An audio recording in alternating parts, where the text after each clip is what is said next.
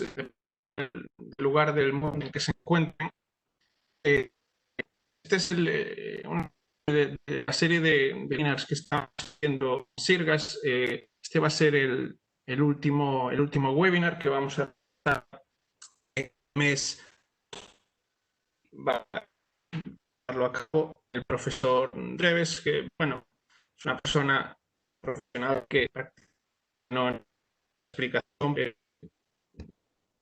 pero bueno, el profesor Dreves trabaja en la Universidad Técnica de Múnich, es representante de la Asociación Internacional en el Consejo Directivo y miembro del Consejo Científico a nivel geodésico, internacionalmente muy conocido. Y bueno, hoy nos va a presentar un webinar denominado Modelar el movimiento de la superficie terrestre, velocidades continuas y coordenadas etapas. Es que si ustedes tienen alguna duda, la canal. Y finalmente haremos las preguntas sobre la presentación al profesor, que sin duda está muy interesante y muy atingente actualmente. Germán, buenas tardes en tu caso y te cedo la palabra.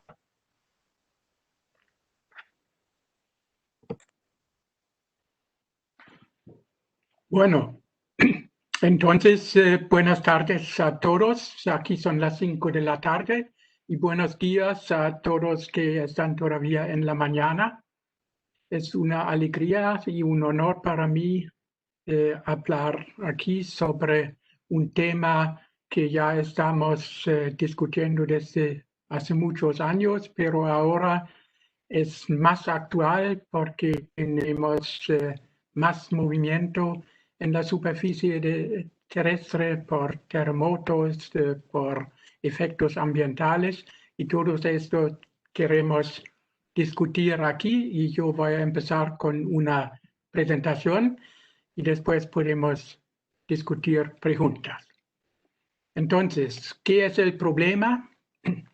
El problema es que los marcos de referencia terrestre, por ejemplo el ITRF o SERGAS o otros, proporcionan posiciones de las estaciones en una fecha, también llamamos una época, de referencia, que por ejemplo en el ITRF 2014, que es el marco de referencia actual válido, es el 1 de enero de 2010, 10 años atrás.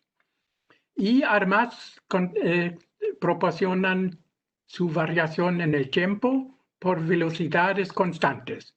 Así tenemos 6 coordenadas, la posición X y Z y la derivada al tiempo de los 3.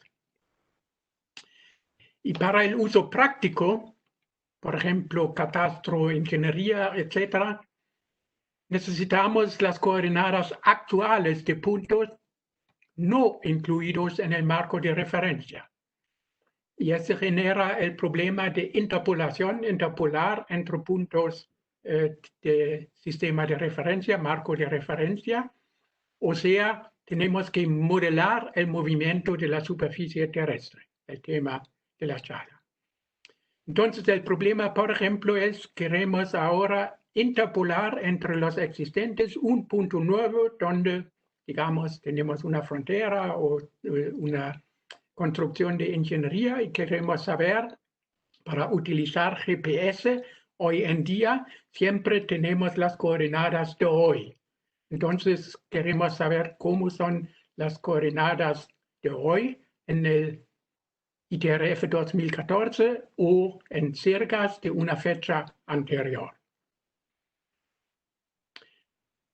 Bueno, y el principio básico es la razón por qué introducimos velocidades constantes en marcos de referencia. Ese fue hace 30 años, 40 años casi, la suposición que la superficie terrestre se mueve principalmente por las placas tectónicas, y estas placas son rígidas y tienen una velocidad uniforme. Al principio, comienzo de los ITRF, Este fue el ITRF 89. No se calculó velocidades, sino se adoptó el modelo geofísico de placas AM0, que se llama Absolute Motion, de Mindsey-Jordan, para todas las velocidades en este marco de referencia 89. En 91 y 92 se transformaron las velocidades del ITRF al modelo Nouvelle, Northern University Velocity, y desde el ITRF 94 al nivel 1A, publicado de Demetz y otros. Y este vale hasta hoy. Hasta hoy transformamos todas las velocidades del ITRF a estos modelos. Pero estos modelos solamente incluyen 12 placas rígidas y ninguna deformación. Y además, estos modelos geofísicos se basan en tipos de observación geofísica, claro, en un tiempo geológico. Entonces, ellos tienen velocidades de la extensión del fondo del mar como promedio de 3 millones de años, más o menos. Sabemos que los océanos se extienden, entonces se mide por mediciones magnéticos esta velocidad. Y segundo tipo son los azimutes de esa extensión, en qué dirección se mueven. Y el tercer tipo de observación son los azimutes en los planos de fallas sísmicas en los límites de las placas. Entonces, si tenemos un terremoto, se determina la orientación del plano de la falla activa y entonces este se incluye en las mediciones. Entonces, son 3 tipos de medición que dan el promedio sobre 3 millones de años y este extrapolamos para hoy.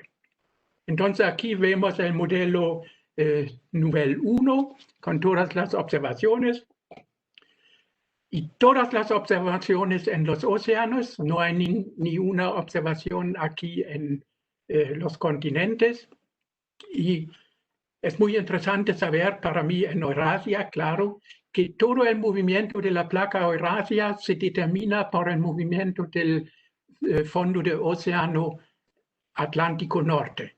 Aquí no hay ninguna observación, entonces se determina la velocidad en Siberia por la extensión del océano Atlántico.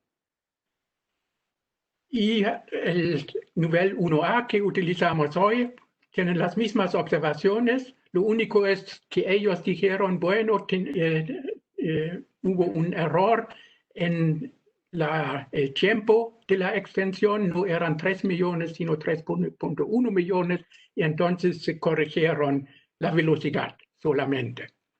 Yo tengo la sospecha que este también hicieron porque es más cerca a las mediciones geodésicas. Bueno, ¿cómo modelamos el movimiento de las placas rígidas por métodos geodésicos? La base es un teorema de Euler. Euler dice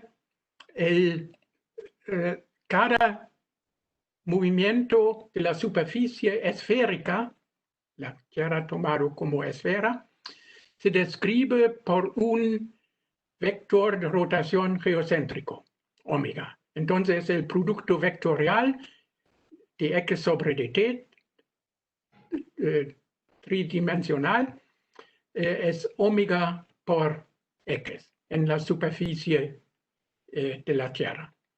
Y en coordenadas geográficas, yo empecé con esto en 1982 para determinar movimientos por métodos geodésicos. Tenemos el movimiento en dirección latitud y en longitud. Vemos aquí en la gráfica, entonces tenemos aquí multiplicado por el senos, porque claro, las delta phi en el norte, en el polo son 0 y en el ecuador tienen el máximo. Tengo que multiplicar con el cosinus de la latitud. Y aquí el cambio o la velocidad en latitud y longitud.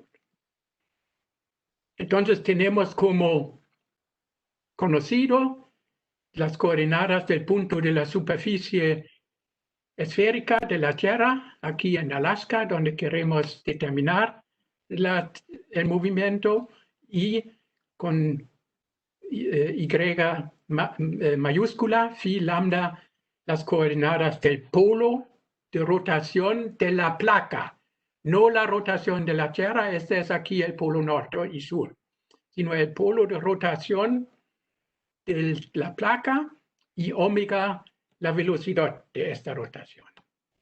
Y desde 1988 calculamos estos modelos cinemáticos actuales, Actual Plate Kinematic Models, mediante la inversión de esta fórmula. Esta es la fórmula de observación, y entonces tenemos invertirlo para tener las incógnitas phi, lambda mayúscula y omega. Y utilizamos los resultados de mediciones geodésicas, SLR, VLBI, GNSS, al principio GPS solo. Y con esta fórmula, solo para decirlo, se puede hoy en día calcular el movimiento en placas rígidas. Entonces, por ejemplo, en Brasil, ellos no necesitan un VEMOS, no necesitan nada, pueden calcular con esta fórmula. O Paraguay, Uruguay, donde no hay deformación, no es posible en Colombia, Perú, Bolivia, Chile, claro que no. Bueno, entonces calculamos, ese es el ejemplo del modelo actual, basado en las velocidades de 2014, del ITRF 2014. Y en la gráfica en rojo se muestran velocidades con residuales mayor que 3 sigma. Ese es típico en un ajuste geodésico. Siempre decimos, si el residuo es más de 3 sigma, entonces es un valor atípico, eliminamos. Entonces se ve aquí, eliminamos 142 velocidades de los 701 que están en el ITRF, porque tienen un sigma mayor. La mayoría en las fronteras, en los límites de las placas, pero algunos también en el interior de las placas, y que es muy interesante que todo el norte de la placa América del Norte son residuos, son atípicos, hay que eliminar. Ese me muestra que obviamente la placa de Norteamérica no es una placa, sino son dos, una del norte y una del sur. Bueno, pero vamos a ver después para otras placas también. Entonces, aquí comparamos el APCIM 2014 con el modelo geofísico NNR nivel 1A que tomamos como base del ITRF. Y aquí es el APCIM, aquí el nivel con todos los parámetros, latitud del polo de rotación en grados, longitud en grados y la velocidad de la rotación en grados por millones de años. Y entonces tenemos aquí el nivel con el mismo que tenemos, y no, son miles de años. Y entonces en rojo todos son los atípicos que tienen un error, no un error, sino una diferencia más de 3 sigma. Y casi son todos. Hay solo 3 que no tienen eso. Entonces dice que el nivel 1A no corresponde con las mediciones que hacemos hoy, y no podemos utilizar el nivel 1A como base del marco de referencia cinemático, como se hace en ITRF. Además, en ITRF, las convenciones del IERS dicen que debe tener no net rotation sobre toda la corteza terrestre. Entonces, el integral sobre todas las velocidades debe tener 0. Y eso no puede ser aquí porque ellos no incluyen ninguna deformación. Entonces sería un milagro que sin deformación es 0 y con deformación también es 0. Porque las vemos aquí, después las deformaciones son bastantes. El modelo PB 2002 de Bird, publicado en 2003, muestra todas las zonas de deformación. Aquí una zona muy extensa. Este no está incluido en nivel. Aquí hay muchas, hay 13 zonas de deformación y en total hay 52 placas rígidas. Bueno, eso vamos a discutir después si de verdad son placas rígidas. Y los 12 son idénticas a nivel 1A. Entonces ellos toman uno por uno nivel 1A, pero tienen 39 placas más. Y en las Américas, este modelo postula 8 placas. Entonces, en América del Norte tenemos 3, la placa América del Norte y una placa aquí muy chiquita, Juan de Fuca, y otra placa más chiquita todavía de Rivera. Entonces, en realidad es una placa, estas dos son bloques que yo no llamo placas. Y en América Central hay 2, la placa Caribe y una placa que él postula Panamá. Vamos a ver si es una placa. Y en América del Sur, 3 placas, la placa suramericana y una placa Andes Norte, North Andes, y una placa Altiplano, AP. Y aquí también hay 2 zonas de deformación, una Perú que se llama y la otra una Sierra Pampeana. Entonces, déjanos mirar un poco de estas zonas de deformación y las placas en particular. Entonces, aquí él dice la placa North Andes, ND, Andes Norte es una placa, pero rojos son las velocidades de cercas y vemos claramente este no es una placa. Entonces todos deben ser paralelos y con el mismo tamaño. Aquí vemos claramente esta es una zona de deformación, no es una placa.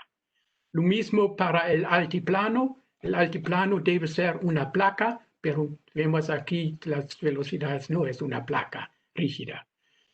Y esa es una zona de deformación, sí, es correcto. Una Sierra Pampeanas es una.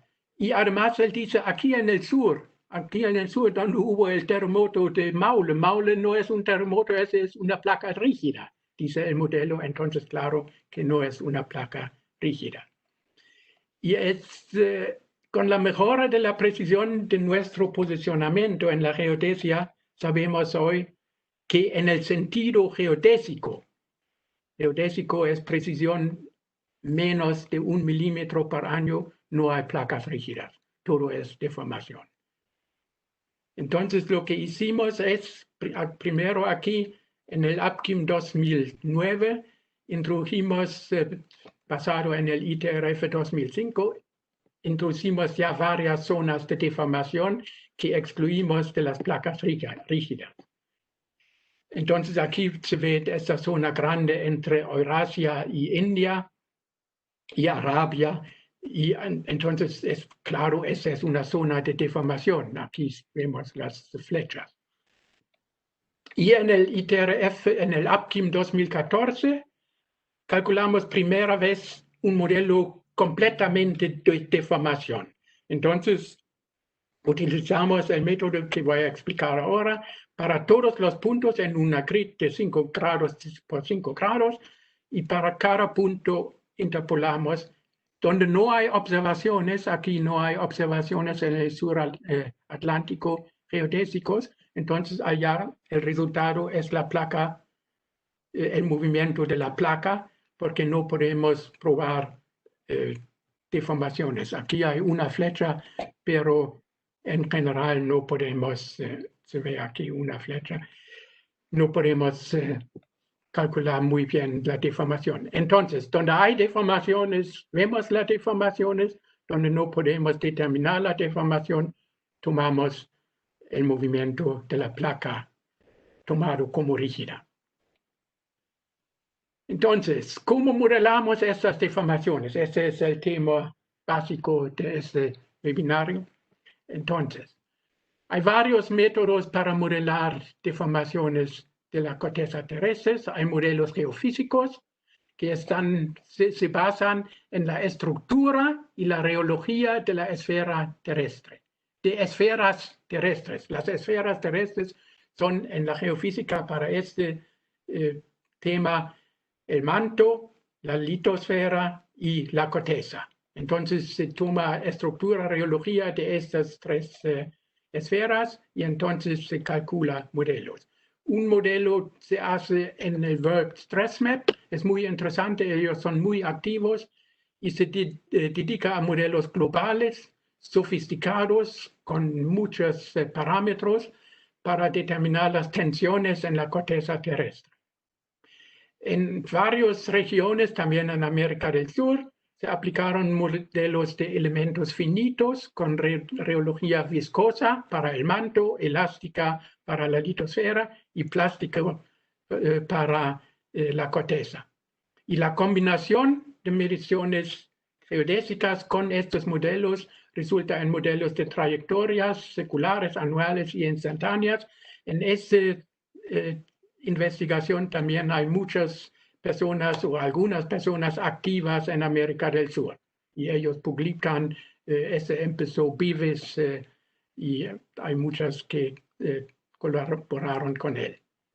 Los modelos geodésicos están basados en las mediciones geodésicas y su interpolación. Entonces, se puede utilizar para interpolación polinomial, bi- o tridimensional, o splines, una especialidad de esto, o interpolación Gauss, que se llama también Kriging, o filtro Kalman, que utiliza distribución normal bi- o tridimensional, o interpolación por mínimos cuadrados, que llamamos colocación. Entonces yo voy a dedicarme a este método por mínimos cuadrados o colocación que utilizamos para las deformaciones, modelos de deformación en América del Sur. Entonces, el primero que calculamos fue en 2003. Y allá teníamos un geofísico aquí en Múnich, que ahora está en World Stress Map, Oliver Heidbach, y él estaba experto en elementos finitos, entonces él calculó un modelo en 2003 y después también repetimos en 2009, un modelo geofísico en elementos finitos, y yo calculé un modelo por colocación aplicando los resultados de proyectos GPS, CASA, SNAP, CAP, SAGA, un proyecto en Chile y en Escocia, y las diferencias entre la medición CIRCAS 2000 menos CIRCAS 1995. En este tiempo no teníamos estaciones permanentes suficientes, pero incluimos ya las primeras estaciones permanentes calculados con solución DGFI 01 y 09 respectivamente. Entonces aquí vemos el resultado de estos cálculos. En la izquierda tenemos el modelo geofísico por elementos finitos. Él tomó un módulo Young de 70 gigapascal y el número Poisson él tomó 0.3. Él probó muchas y estos eran los óptimos. Entonces él calculó el modelo y lo comparó con las mediciones geodésicas y entonces estos fueron los parámetros que mejor aproximaron. Y además él tenía aquí un límite entre la placa sudamericana y una zona de deformación, una zona de transición con parámetros diferentes. Y ese es el modelo geodésico por colocación que voy a explicar ahora, después. Con funciones de covarianzas empíricas locales, entonces siempre calculamos un punto con todos los puntos de medición alrededor de este punto. No todo en uno, sino siempre función de covarianza local. Y los resultados de la comparación eran en el RMS en dirección norte-sur, 0.9 milímetros por año, y diferencia en SOS 1.7 milímetros por año. El doble es claro porque la mayoría de las mediciones está o la dirección preferida es este-oeste. Esta hay que comparar con la precisión de las velocidades que teníamos en ese tiempo, estos todos, y no eran mejor que 2 milímetros por año. Entonces la comparación es mejor que las mediciones, por eso podemos decidir los resultados son iguales y no necesitamos un modelo muy complicado geofísico con toda la reología y todas las estructuras, fallas que hay, sino podemos calcular matemáticamente con la colocación. ¿Cómo funciona la colocación? El principio de la, también se llama, hay muchos nombres para ese, originalmente de Moritz en los años 1970, él siempre dijo predicción por mínimos cuadrados, después se llamaba colocación. Y esa es una interpolación basada en la correlación entre velocidades de puntos vecinos. Entonces, esa velocidad del punto 4 es muy correlacionado con la velocidad del punto 1 y también con el punto 6. Entonces, decimos los puntos vecinos tienen una correlación en el movimiento con un punto. Esa correlación es menor con la distancia, puntos muy cerca tienen más correlación. Entonces, calculamos la correlación y la correlación es matemática, la correlación de dos variables x y se calcula por esta fórmula, el promedio de productos. Y en la colocación utilizamos este y x y y. Aquí son dos variables. En nuestro caso son las velocidades de dos puntos vecinos. Entonces, ¿cómo son correlacionados? De dos puntos no se puede calcular la correlación, se necesita un conjunto, por lo menos más de 10 puntos, pero el mínimo sería matemáticamente 3. Entonces, calculamos la correlación en clases de distancias. Decimos la correlación depende de la distancia.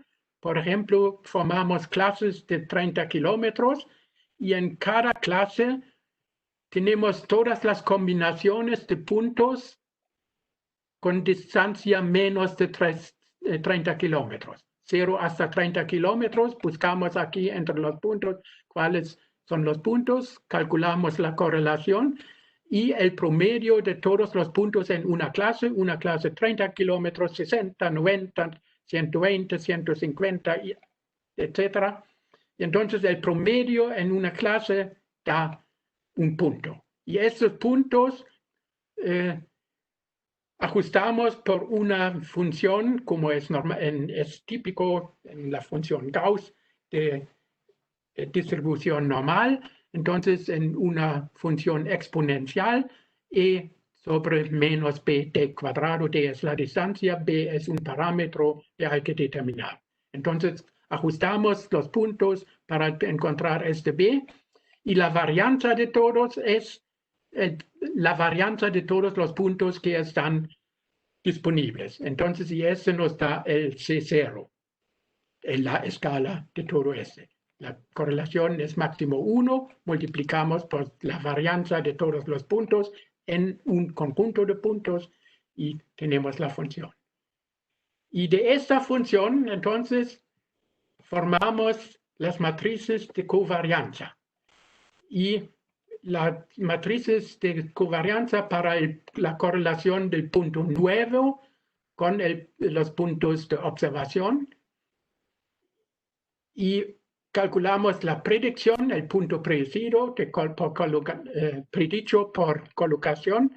Entonces es la matriz covarianza de los puntos nuevos entre los puntos nuevos y observados, y la matriz de covarianza interna de todos los puntos observados multiplicado por la velocidad observada.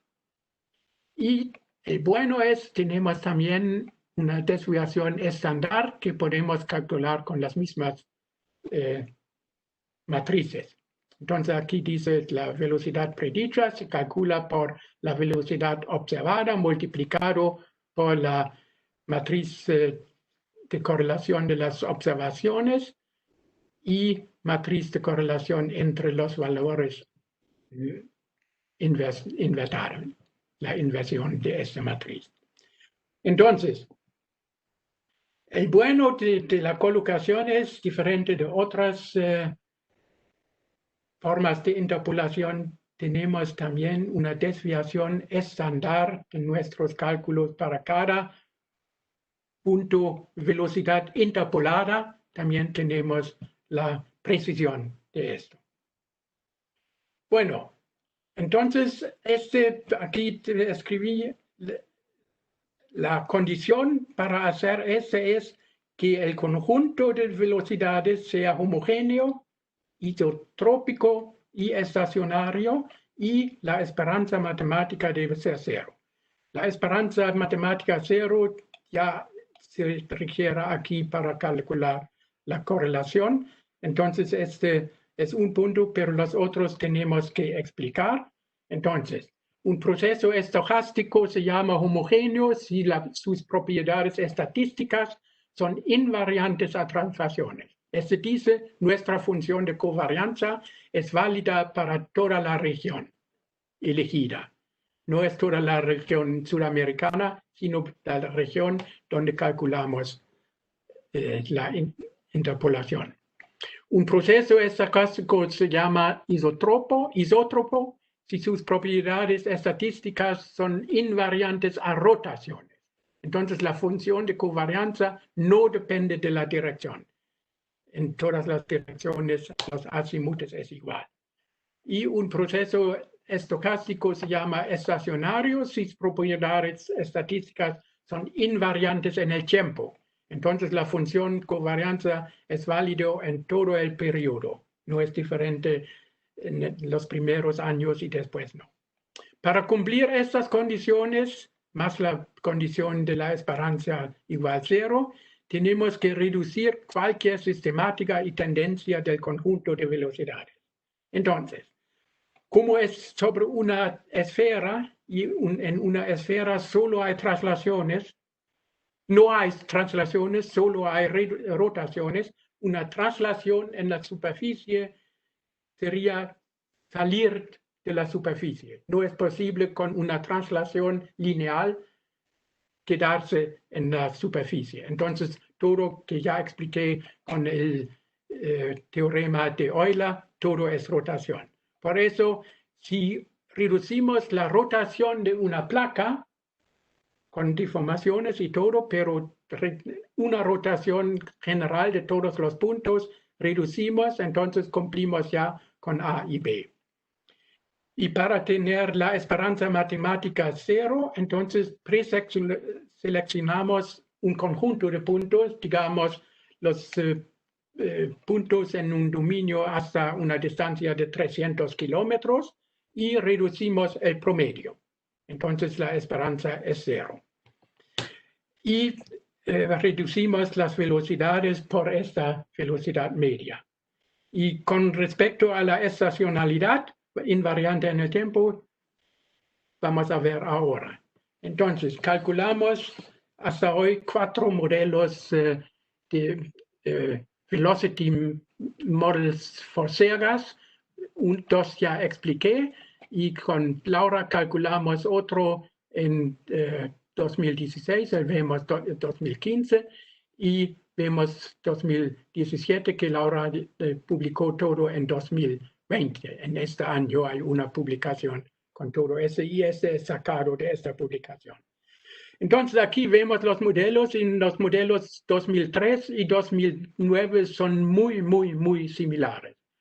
La única diferencia es que aquí tenemos el Caribe, aquí no teníamos el Caribe incluido, pero aquí se puede ver en muchos detalles que es hasta aquí menos, aquí más, aquí todo es muy igual y todos en el continente de ustedes y mi segunda patria en América del Sur sabemos que hasta el año 2010 todo estaba en orden y entonces pasó ese desastre del terremoto Maule en 2010 y allá cambió todo. Entonces aquí todo el movimiento era al este y aquí se cambió al oeste. Entonces ese es un relajamiento de la zona de subducción aquí, que con un salto todo fue a la izquierda. Y vamos a ver también, y todos ya ustedes saben, que los saltos estaban todos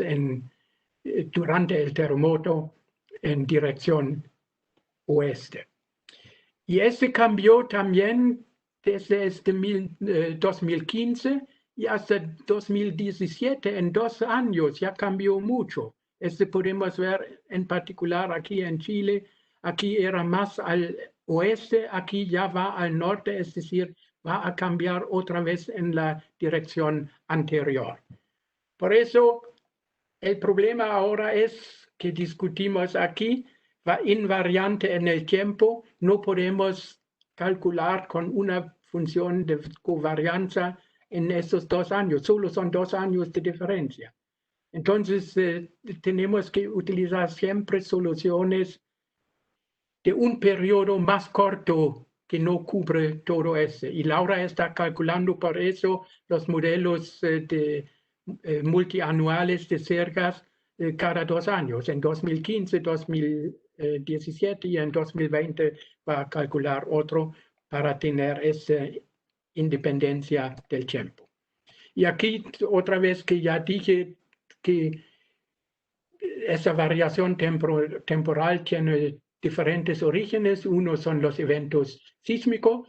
Aquí vemos que todos ustedes conocen, claro, el salto durante o antes y después del terremoto y cómo puedes tú interpolar, por ejemplo, Concepción tiene un movimiento de 3 metros 0,6 y aquí en Antuco hay un movimiento de 83 centímetros. Entonces, esta es una distancia muy, muy corta y acá no puedes interpolar. Entonces, este es muy irregular y aquí, entonces, esta distancia muy, muy corta con 2 metros, más de 2 metros diferencia en el salto. Y también las velocidades cambiaron bastante.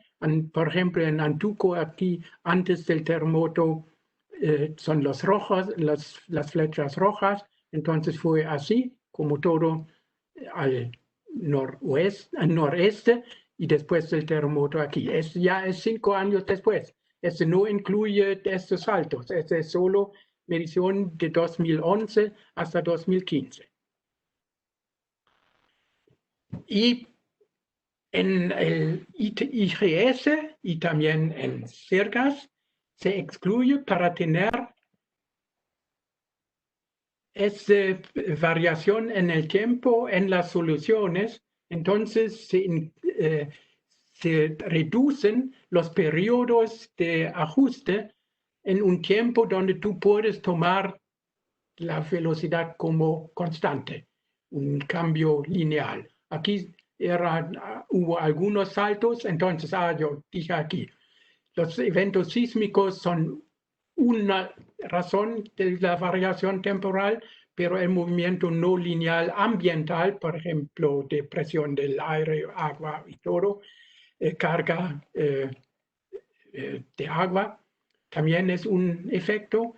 Y también hay saltos técnicos, cambio de la base del punto si se cambia el pilar y se trata de ajustarlo, pero hay 5 milímetros de diferencia, entonces es un salto. O cambio de la antena, los centros de fase de las antenas son diferentes, entonces tienes un salto.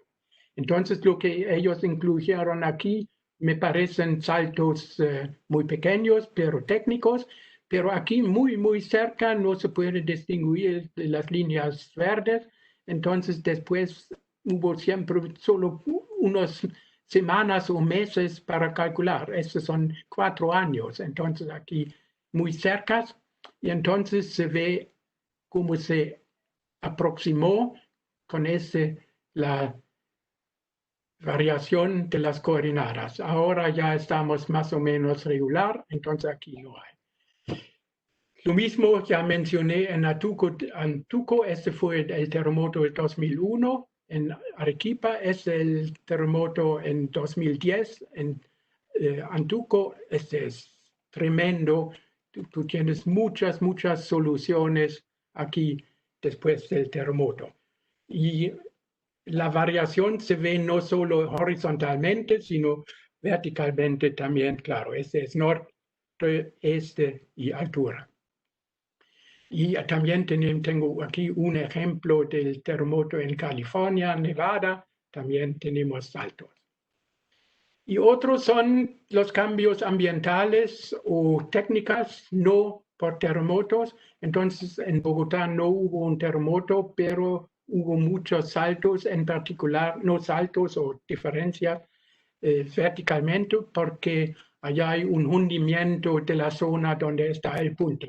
Y aquí vemos en centímetros, entonces hay centímetros, dice aquí, hasta 84 centímetros va, en los 25 años que tenemos ahora. Entonces un hundimiento muy rápido. Y aquí en Brasil no hubo terremotos, pero parece que hubo algunos, se ve aquí, los saltos, no solo en la altura, sino también horizontalmente, en el componente este hubo saltos. Y aquí en Chacao, en Argentina, hay algo típico, un movimiento estacional de invierno o verano. Entonces se ve claramente no solo en altura, que conocemos ya, sino también en latitud, no tanto, pero en longitud también. Bueno, y todo esto, todas estas aquí son gráficas, todo esto está incluidos en los datos, en los archivos de coordenadas. Si tú bajas los CINEX o los CRD, Coordinates, del FTP, entonces en el ITRF, por ejemplo, en Arequipa, se ve aquí, hay diferentes números, estos se llaman las soluciones. Las primeras no incluye el ITRF 2014, también hubo 1 y 2, empiezan con 3. Y aquí dice el año 1994, el día 365, y estos son los segundos. Entonces, un día tiene 86.400 segundos, y entonces ese es 10 segundos antes de medianoche. Y hasta 1996. Entonces se ve, empieza el periodo, termina el periodo con segundos. Y aquí hay 8, en Brasilia hay 8 también, en Bogotá hay 9 diferentes soluciones que son las rayas verdes que vimos. Lamentablemente, este periodo yo lo saqué del ITRF, pero no son idénticos de un ITRF al otro. Entonces, el ITRF 2014 tiene otros periodos que el ITRF 2008. Eso hay que cuidar. No se puede comparar las velocidades de dos soluciones, 8.8 o 6.6, porque tienen un periodo diferente. Y lo mismo vale para IGS y CIRGAS, porque cada uno que está haciendo el análisis de datos defina dónde hay un salto o dónde no hay un salto. Aquí mostré, porque yo dije que ITRF 2014 es diferente de 2008, entonces yo comparé aquí las velocidades del ITRF. Aquí son las diferencias de las velocidades de todos los puntos entre ITRF 2008 y 2005. Y para tener el mismo periodo, yo siempre tomé el último periodo solamente. Entonces, este debe valer hasta hoy o hasta 2008 en este caso. Entonces vemos aquí, estos son 5 milímetros por año, que hay muchos. Y yo saqué aquí en la gráfica todos los que tienen más de 1 centímetro por año. Entonces hay todavía más. Entonces se ve aquí las velocidades no son constantes, cambian tremendamente. Y aquí lo mismo la diferencia entre ITRF 2014 y 2008. También eliminaron 26 puntos con más de 1 centímetro por año, porque yo dije, este debe tener otra razón que el movimiento del punto, pero es tremendo que vemos aquí. Este es el problema, utilizar velocidades en general, vamos a discutir después. Entonces, ¿qué hacemos? ¿Qué es la aplicación de estas coordenadas? Un asunto para tener es la interpretación de deformaciones. Pero para la aplicación práctica en la geodesia, yo dije, queremos saber las coordenadas de un punto nuevo en una fecha arbitraria. Entonces, ¿cómo hacemos esto? Hacemos un posicionamiento en la época T1 que se refiere al marco de referencia Tn. Hoy en día referimos al ITRF 2014, hacemos en 2020.8 o .7 ahora un posicionamiento y queremos tener coordenadas que están compatibles con la definición del marco de referencia. Yo no sé, todos los países tienen otra época de definición. Antes hubo muchos y todavía yo creo alrededor de 2000. Brasil tenía 2000, Chile tenía 2002, Bogotá tenía 1995. Entonces eran diferentes. Entonces yo quiero tener las coordenadas de este punto en este marco. Entonces, lo que tenemos que hacer para el posicionamiento, primero, la transformación de este marco de referencia del archivo por sus coordenadas al tiempo t0, más la velocidad del punto multiplicado por la diferencia del tiempo entre definición y medición. Además, tenemos que sumar también la translación del marco de referencia y la rotación. Estos, afortunadamente, son muy pequeños ahora. En los nuevos ITRF son pocos milímetros, la translación y rotación. Pero hacemos y entonces calculamos las coordenadas nuevas y retransformamos todo. En vez de más, aquí menos, reducir todo el movimiento para llegar otra vez al año, digamos, 2015 o 2010 o 1995. Entonces, siempre hay la pregunta, no se puede hacer con una transformación de Helmert, porque la transformación de Helmert es el error más frecuente que yo conozco en geodesia. Todo el mundo utiliza transformación Helmert. Siempre hay que pensar la transformación Helmert es una transformación de similitud.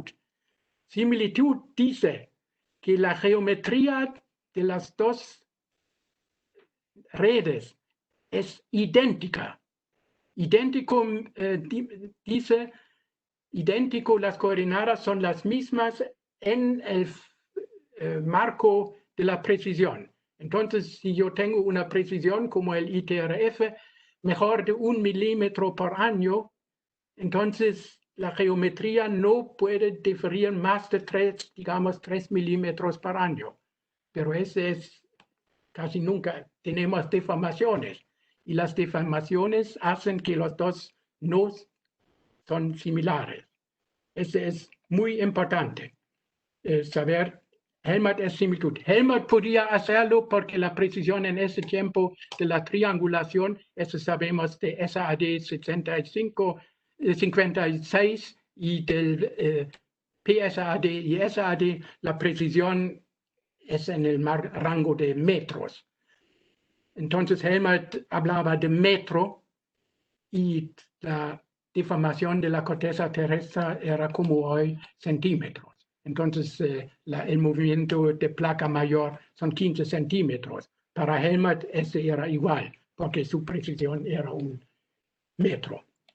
Bueno, entonces lo que tenemos que hacer, si yo digo ese, tenemos diferentes velocidades, tenemos el punto de definición con una velocidad V1, extrapolamos, hay un terremoto, un salto, entonces tenemos otra velocidad V2, hay un cambio de la antena no cambia la velocidad, entonces seguimos con V2 aquí. Entonces tenemos efectos ambientales, por ejemplo, no solo son estacional, sino cualquier tipo de movimiento que reducimos. Entonces hay otro terremoto y el terremoto no va linealmente, sino como en Arequipa o en Nantuco que hemos visto, tenemos que separar. Entonces hay que calcular todo eso. Entonces, si queremos saber las coordenadas aquí, tenemos que calcular. Este es muy, muy complicado.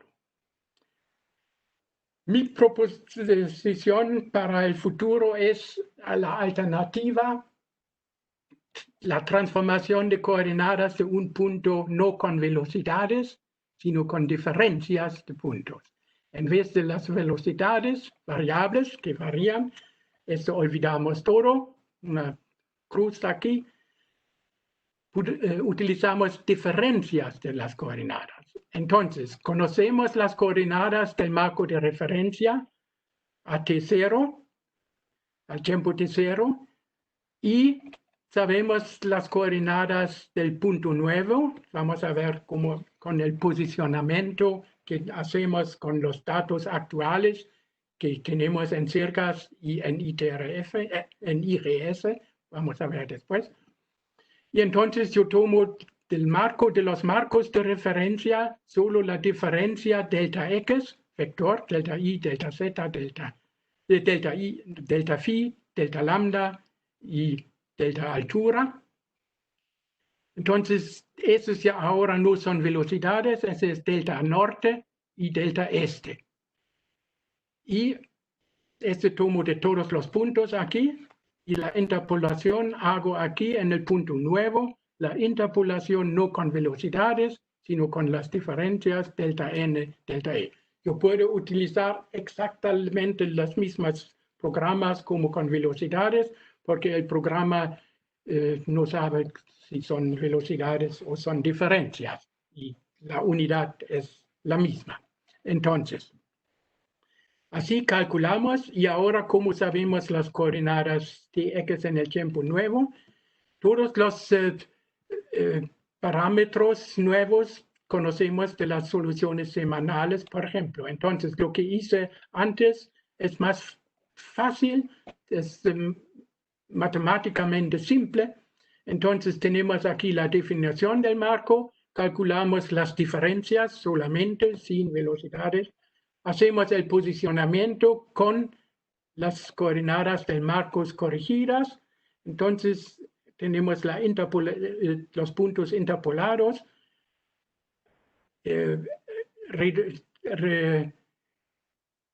Reducimos otra vez las diferencias interpoladas y entonces tenemos los datos para el archivo.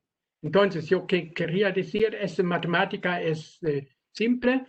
La realización es un poco más difícil porque como marco de referencia de la época se puede utilizar las soluciones semanales del IGS o de CIRCAS. Entonces, este dije aquí, coordenadas del archivo, y estas son las coordenadas actuales TU. Este podemos para el marco de referencia, para todos los azules, podemos tomar de las soluciones semanales.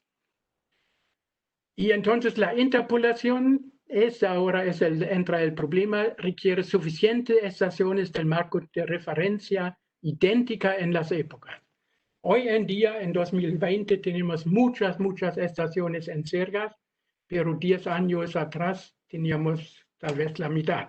Entonces, el problema son encontrar suficientes puntos idénticos.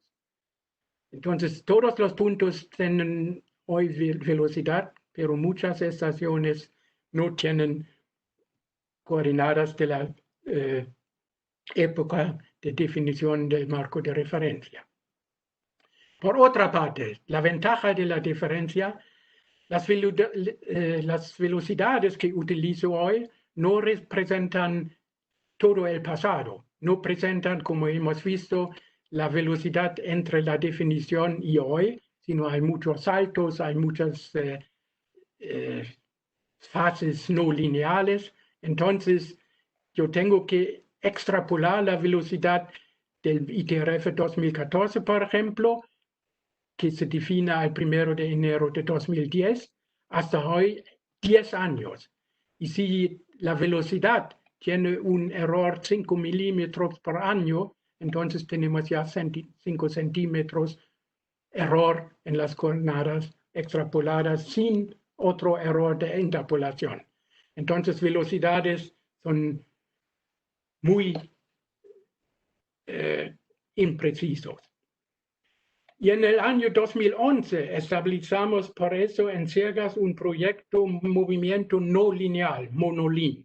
Y ese proyecto debía estudiar la factibilidad de transformar coordenadas actuales a un marco de referencia nacional sin velocidades constantes, sino con otro modelo. No se dijo diferencia, sino otro modelo.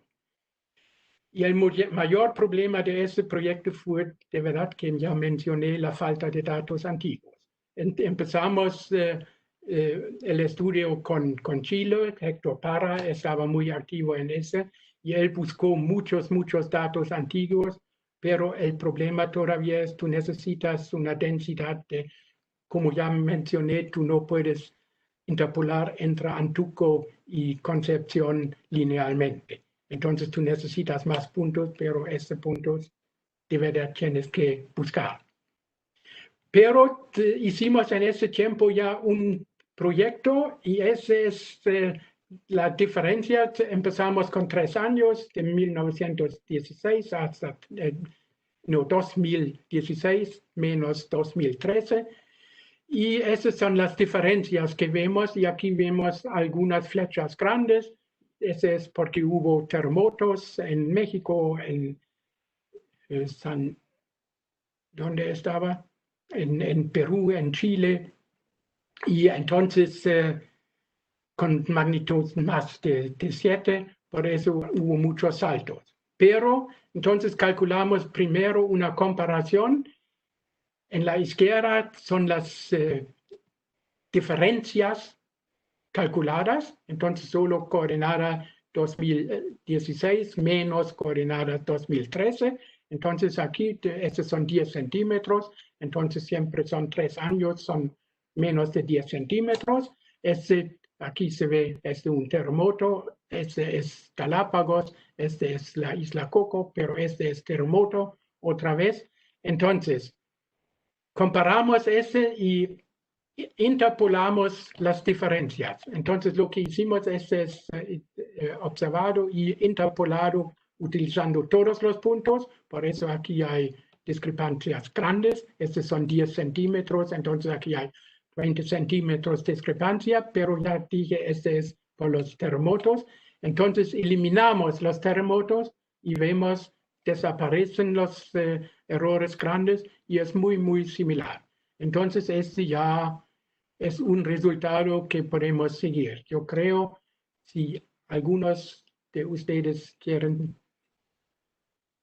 participar en este proyecto, podemos continuarlo. Bueno, entonces el problema es hay que seleccionar muy bien las excepciones confiables para la interpolación. Esos terremotos hay que excluir.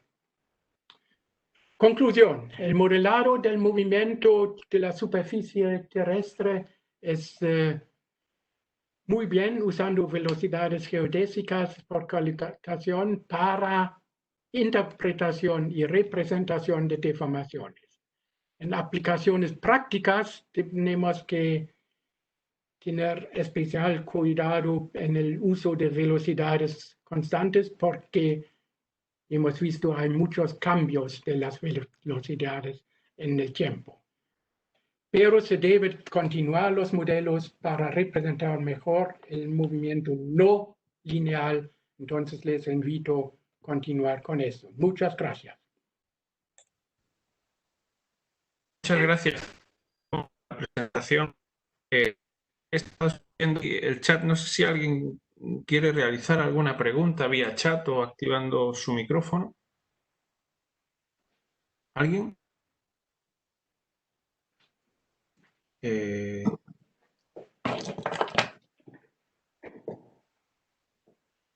Me parece que no.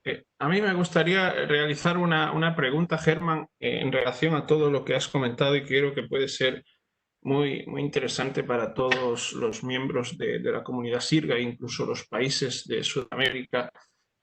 Lo que tú acabas de presentar, en cierto modo, va un poco encaminado hacia un marco de referencia combinado, similar al que se ha implementado en Australia. Hay un marco cinemático que le va facilitando coordenadas y hay un marco fijo que se utiliza para aplicaciones de ingeniería y cartografía. ¿Sería algo similar a eso, Germán? No, yo creo que a mí no me gusta ese método. Primero, no me gusta el nombre. Ellos no lo llaman marco cinemático, sino datum cinemático. Entonces, si el datum es cinemático, entonces el origen y la orientación cambian en el tiempo. Esto no puede ser. Y el marco, si entendemos entre marco de cinemático, velocidades, entonces yo digo sí, eso estamos haciendo en Sergas y eso debe continuarse. Yo digo sí, claro, Sergas tiene que seguir como está con velocidades, entonces si llamamos esto un marco cinemático, entonces está bien. Como el ITRF también. Pero no me gusta utilizar un marco a una cierta época, un marco fijo, porque entonces tú pierdes la consistencia entre las coordenadas en la Tierra y las coordenadas de los satélites. Los satélites nunca van a calcularse en el sistema de Australia. Ellos siempre van a calcularlo en el ITRF o en IGS, que es lo mismo. IGS siempre se mueve con ITRF. Entonces tú necesitas la relación a ITRF. Si tú no sigues con el ITRF, en Europa también lo hicimos fijando el sistema en 2000. Y entonces ahora lo ven que no es factible. Entonces en Grecia, por ejemplo, hay diferencias de 50 centímetros entre los satélites y la Tierra. Entonces ellos tienen que utilizar ITRF para hacer el posicionamiento y no su propio sistema nacional. Entonces yo no estoy a favor de utilizar marcos ricos, fijos, sino siempre los marcos tienen que incluir velocidades. Perfecto. Nos pregunta aquí Jorge si podrías ampliar, Germán, un poco más en la parte de colocación, cómo se reduce la tendencia de las velocidades de placa y el promedio de las velocidades. Sí, esos son dos puntos que de verdad son importantes. Entonces, primero, todo lo que yo creo regresar aquí. Todas esas gráficas que vimos son ya velocidades, estas no son velocidades Sergas, las velocidades Sergas hemos visto también en la primera. Aquí, entonces se ve todas las velocidades Sergas van al noroeste, norte-noroeste, en las placas fijas. Y eso van todo vemos, todos van al este. Entonces, lo que yo hago primero es, yo determino de todas las velocidades Sergas que tengo, los, digamos, 300 puntos, que Laura siempre calcula soluciones multianuales. Entonces, yo tomo esas soluciones multianuales en el sistema ITRF o IGS. Y entonces yo determino el movimiento de una placa, suponiendo que sea rígida, de América del Sur y del Caribe, y reduzco de todas las velocidades Sergas este movimiento de la placa. Entonces, las fórmulas mostré, la fórmula, yo creo es la fórmula 2, que dice el movimiento de la placa. Entonces yo reduzco esto. Y entonces yo tengo todavía, entonces yo no tengo todo cero porque hay deformaciones. Entonces yo busco un punto, digamos, yo quiero interpolar el punto en Mendoza, en Argentina. Entonces yo digo, busca todos, por favor, todos los puntos alrededor de Mendoza, no todos los puntos cerca, porque en Colombia no importa en Mendoza. Entonces todos, yo creo, interpolar la velocidad en Mendoza. Entonces, por favor, busca todos los puntos alrededor de Mendoza hasta una distancia de 300 kilómetros. Y digamos, él encuentra 15 puntos. Entonces, 15 puntos son mi conjunto de colocación. Entonces, de estos 15 puntos, yo reduzco para tener la esperanza matemática 0, yo reduzco la mitad de las velocidades ya reducidas por la placa. Entonces, 2 veces reducir. Primero por la placa para tener todo en un marco. Y entonces después buscar un dominio, una zona hasta 300 kilómetros. Y entonces buscar todos los puntos. Y entonces estos 15 puntos o 20 puntos yo tomo para la colocación. Y después de la colocación, yo tengo que sumar primero el promedio de la zona, de este dominio, y después la rotación de la placa, y entonces tengo la velocidad interpolada en el ITRF o en sistemas cercas. ¿Está claro? Muchas gracias, Germán. No sé si Jorge nos puede indicar si le ha quedado claro. Vamos a continuar con 2 preguntas más. Una de Virginia. Aprovechamos a darles saludos. Indica Virginia que tenía entendido que se trataba de incluir en el modelo de la máxima cantidad de observaciones en el tiempo, pero por lo que entendí este modelado no conviene involucrar cambios de velocidades. Nos pregunta si podrías aclarar eso y además de usar máximo 2 años. Mínimo, yo digo, no, máximo 2 años, mínimo 2 años. Pero porque cambian tan rápidas, entonces 2 años ya es un número que se puede hacer. Entonces lo que Laura hace es, ella siempre calcula los modelos multianuales. Entonces ella calculó uno, claro, no se puede incluir puntos antes de 2010, porque el terremoto de Maule destruyó todo. Entonces empieza, digamos, en 2011 y calcula uno de 2011 hasta 2015. Y este llamamos entonces el VEMOS 2015. Y estos 4 años suponemos que la velocidad sea lineal. No es lineal, pero la diferencia de la linealidad es poco. Entonces, por eso teníamos antes un VEMOS en 2003 y 2009, 6 años. Ahora ya no es posible esperar 6 años porque el cambio en 2 años ya es más. Por eso Laura calculó otra solución anual en 2017, una 2015, una 2017 y otra ahora en 2020 y solo con, digamos, 4 horas atrás. Mínimo 2 años para tener velocidad estable y en esa variación de velocidades tan rápida, digamos, 4 años. Perfecto, Germán, muchas gracias. Tenemos otra pregunta. Nos indica Roberto si se ha hablado algo de la parte vertical, de velocidades verticales. Sí, esta hay que decir, porque yo siempre hablaba de 2 dimensiones o 3 dimensiones y nunca hablé de la tercera de altura.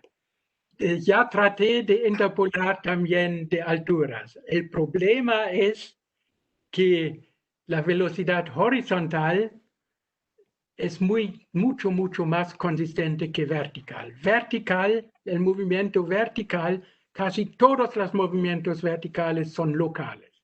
Entonces tú tienes una subsidencia de un valle o tú tienes, lo mejor se ve en Bogotá. En Bogotá tenemos 2 puntos GPS. Uno se llama BOCT, que está en el ITRF y en el IGS. Se calcula en el IGS también. Y otro es BOGA. Y la distancia entre los dos son en los institutos geofísicos y otro en la Agustín Codazzi.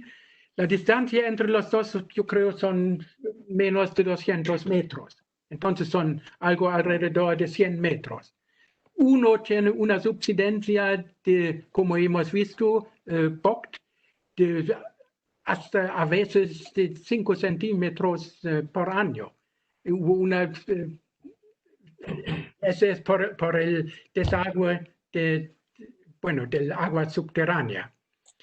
Y el otro punto, BOGA, tiene 10% de este. Entonces son distancia de 100 metros y diferencia en la altura de centímetros por año.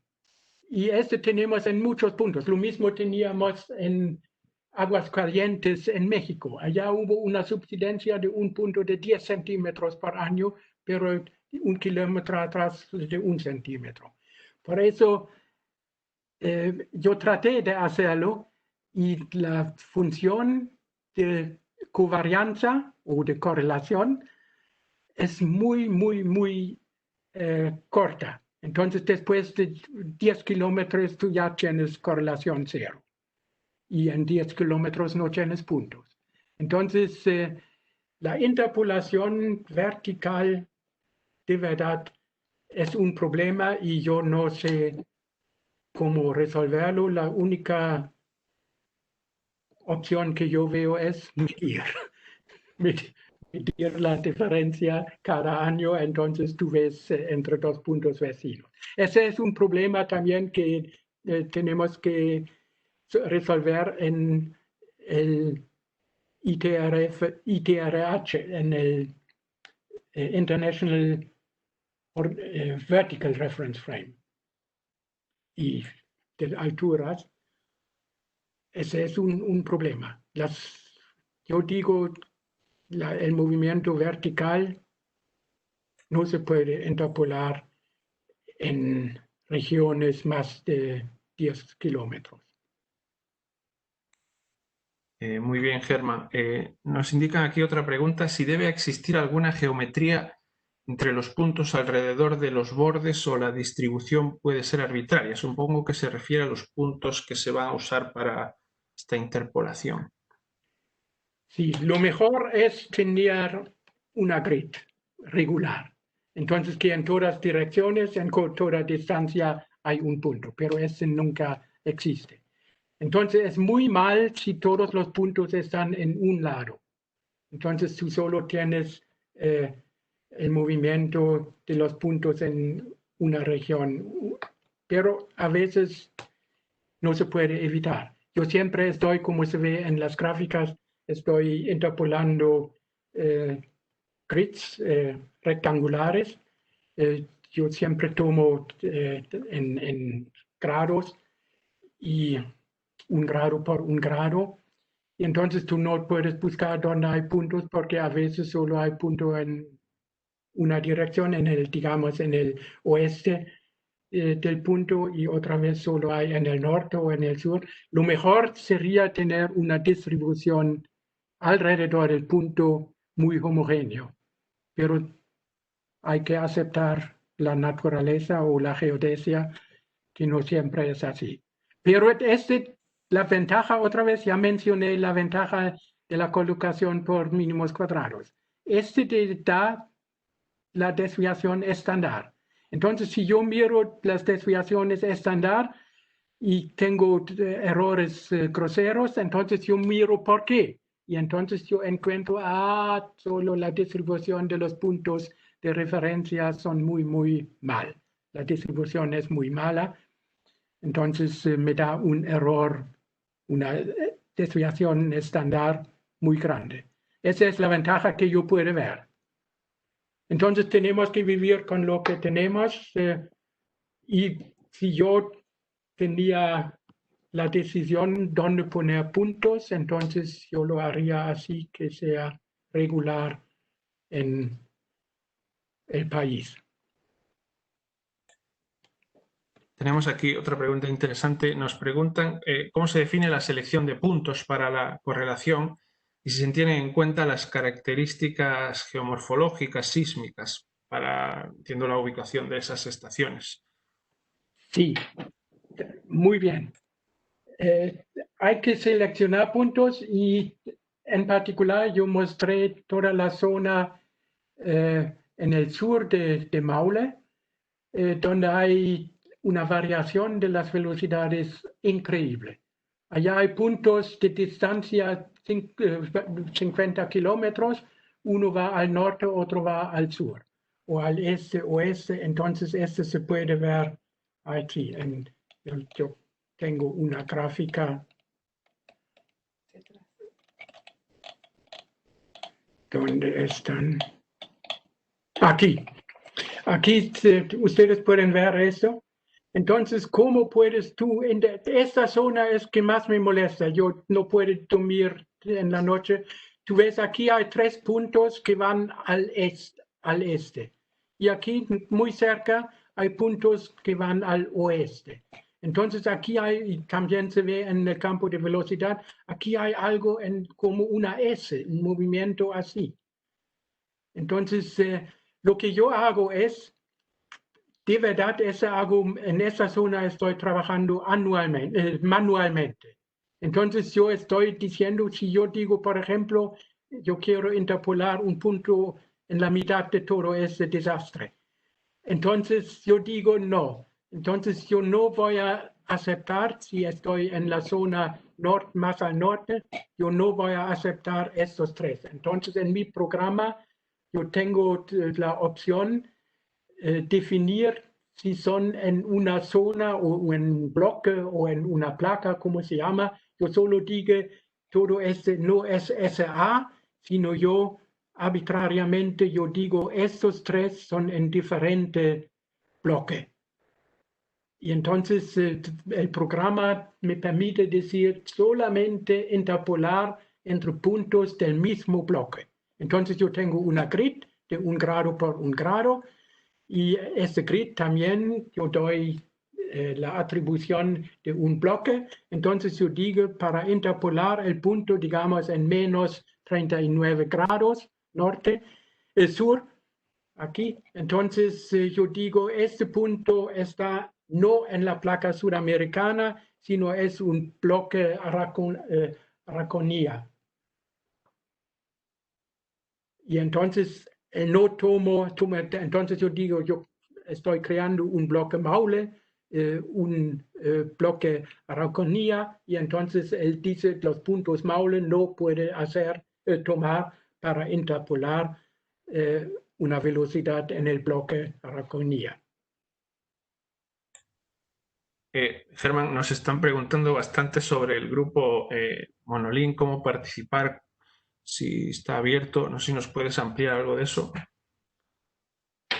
Sí, tenemos que tener uno quien toma la dirección. Este era Héctor Parra, pero Héctor Parra ya no está. Con Héctor Parra tenía una cooperación muy buena. Y él ya organizó muchos datos en Chile, pero todavía no son suficientes. Entonces, este de verdad es trabajo. Hacerlo solo con los puntos existentes en cercas es posible en muchas zonas.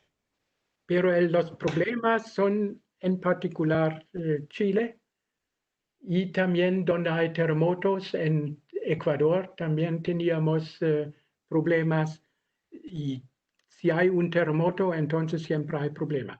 Pero hay que empezar o seguir y entonces si uno tiene ganas de hacerlo, por favor, yo estoy preparado a buscar personas interesadas y entonces probamos a hacerlo. Aquí tenemos todavía el mapa de Colombia y en Colombia funciona muy bien este método. Con William Martínez ya calculé algo y este funcionó muy bien. Tenemos aquí una pregunta de Luis Pablo bastante interesante. La solución por diferencia de coordenadas pregunta si estaría afectada por efectos locales como cambio de antena, etcétera, etcétera. ¿Eso se podría producir en este modelamiento por coordenadas?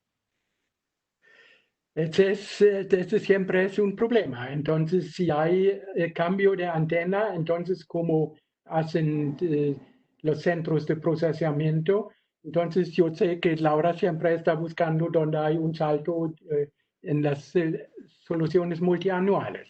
En las semanales no hay problema, pero multianual tú tienes que decidir dónde hay un salto. ¿Qué es un salto?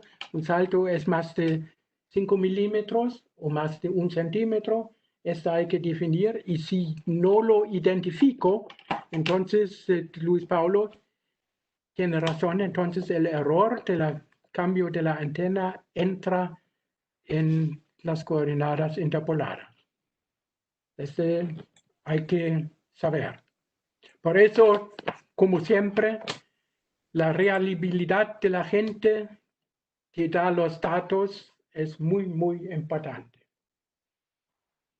Selma, hay aquí una pregunta interesante. Nos pregunta Juan Carlos si el ITRF ya incorpora la corrección de los cosísmicos, los movimientos cosísmicos, también estaría la idea de corregir el movimiento posísmico. ¿Por qué no usar análisis de trayectoria? Supongo que se refiere al trabajo de Bevis, donde aparece incluido.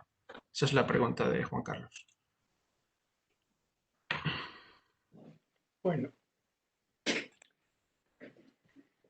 Bueno, las trayectorias se puede tomar si se conoce algo. Las trayectorias indirectamente hacemos también. Entonces yo mostré las variaciones después en Arequipa, por ejemplo. Entonces, ¿dónde están? No.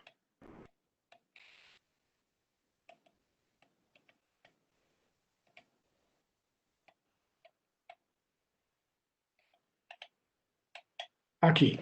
Entonces, esa es una trayectoria. Entonces, aquí vemos en Arequipa, esa es la trayectoria que tomamos. Pero no hacemos por una función. Yo tengo en contra algo con una función, porque vemos que la función siempre es diferente. Yo no creo que hay una función o, digamos, diferente. El sismo no conoce la matemática. Entonces, tú tienes sismos, post-sismos y post-post-sismos. Entonces, tú tienes muchos efectos. Por eso yo digo la trayectoria diferencial o separado en diferentes periodos me gusta mejor. Entonces, yo tomo, digamos, una semana, una velocidad, no una semana, pero un mes. Es un periodo, entonces el próximo periodo yo tengo, como hemos visto aquí, este es como lo hace el ITRF o también el CERGAS o también el IGS. Definimos periodos y llamamos esto una trayectoria entre dos periodos diferentes. Perfecto, Germán. Hay una última pregunta aquí interesante. ¿Cómo poder diferenciar los efectos tectónicos globales de los efectos regionales y globales? Nos pregunta aquí Douglas. Sí, yo llamo los efectos globales los movimientos de las placas tomados como rígidos. Entonces yo digo, este modelo no es malo, solo es malo para utilizarlo en sistemas de referencia geodésicos. el estudio o el método de la tectónica de placas es fundamental para la geología, la geofísica. De verdad es fundamental para estudiar el mecanismo de terremotos. La subducción es fundamental para los estudios, entonces yo no tengo nada en eso. Yo solo digo, donde medimos, cuando empezamos con la geodesia, modelar hace 30 años, entonces dijimos, bueno, determinamos los vectores de rotación actuales, no de 3 millones de años atrás, sino en estos últimos 10 años de la geodesia. Y entonces todo el mundo estaba satisfecho. Primero empezamos, yo empecé con 5 placas, todo muy bien. Entonces las 12 placas de nivel. Y entonces, con la densificación de la red geodésica, encontramos todos los puntos nuevos que tenemos en cada lugar del mundo donde medimos, en particular en Asia, los chinos y los japoneses calcularon mucho allá, y en muchas regiones encontraron una placa que no pertenece a la placa de Europa. Vemos también en el modelo de placas de Peter Bird. Allá hay muchísimas placas, él tiene 52 placas. Y donde nosotros en geodesia medimos, encontramos que hay otra placa. Esta no es una placa, pero entonces el modelo de deformación es mejor que la placa. Aquí vemos. Y parece que Peter Bird aquí él estudió mucho en Asia. En Asia él tiene infinitos placas muy, muy chiquitas. Claro, también en las Américas, las 8 placas que tiene, pero en total 55 y la mayoría en Asia. Pero si medimos en estas placas, por ejemplo, para mí un ejemplo tremendo es Okhotsk, OK, en el noroeste de Asia, en el noreste.